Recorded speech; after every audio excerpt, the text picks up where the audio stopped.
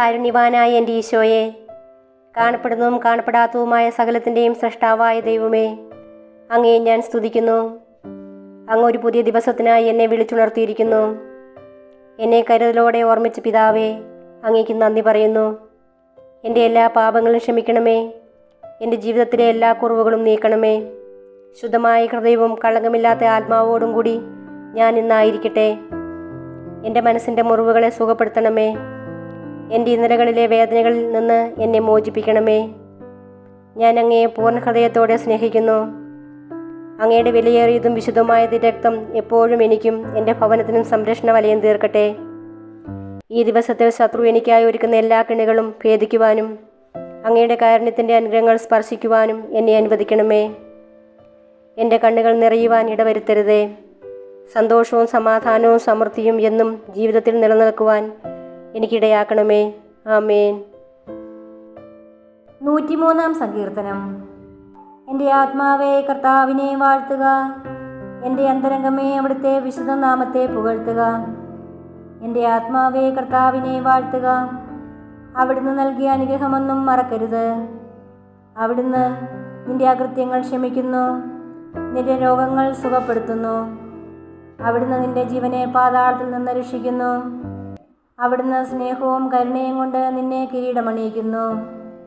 നിന്റെ യൗവനം കഴുകൻ്റേതുപോലെ നവീകരിക്കപ്പെടാൻ വേണ്ടി നിന്റെ ജീവിതകാലം അത്രയും നിന്നെ സംതൃപ്തനാക്കുന്നു. കർത്താവ് പീഡിതരായ എല്ലാവർക്കും നീതിയും ന്യായവും പാലിച്ചു കൊടുക്കുന്നു.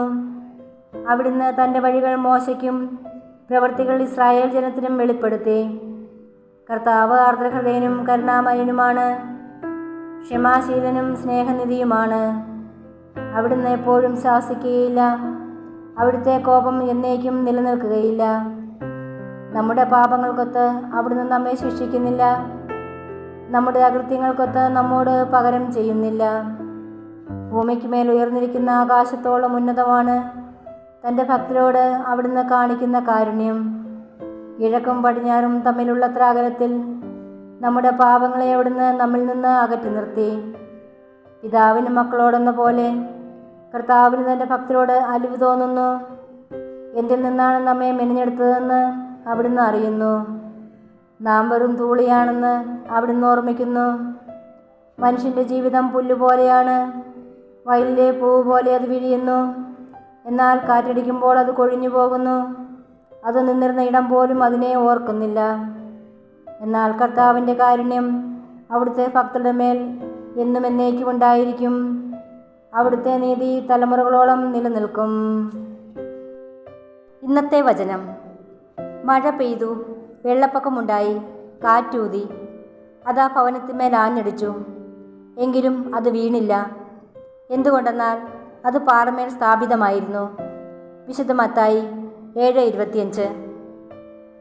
കർത്താവിൻ്റെ വചനത്തിൽ വിശ്വസിച്ച് അതനുസരിച്ച് ജീവിക്കുന്നവർ കാറ്റും വെള്ളപ്പൊക്കവും തടുത്തു നിർത്തുവാൻ അത്ഭുതങ്ങൾക്ക് വേണ്ടി മാത്രം കർത്താവെ എന്ന് വിളിച്ചപേക്ഷിക്കുകയില്ല. പ്രതിസന്ധികളിൽ താഴെ വീണു പോകാതെ അവയെ അതിജീവിക്കുവാൻ ആഴമേറിയ വിശ്വാസത്തിനായി എൻ്റെ കർത്താവ് അറിയാതെ എനിക്കൊന്നും സംഭവിക്കുകയില്ല എന്ന വിശ്വാസത്തോടെ നമുക്ക് പ്രാർത്ഥിക്കാം. പരിശുദ്ധ പരമദിവികാരുണ്യമേ, അങ്ങയെ ഞങ്ങൾ ആരാധിക്കുന്നു. ആമേൻ.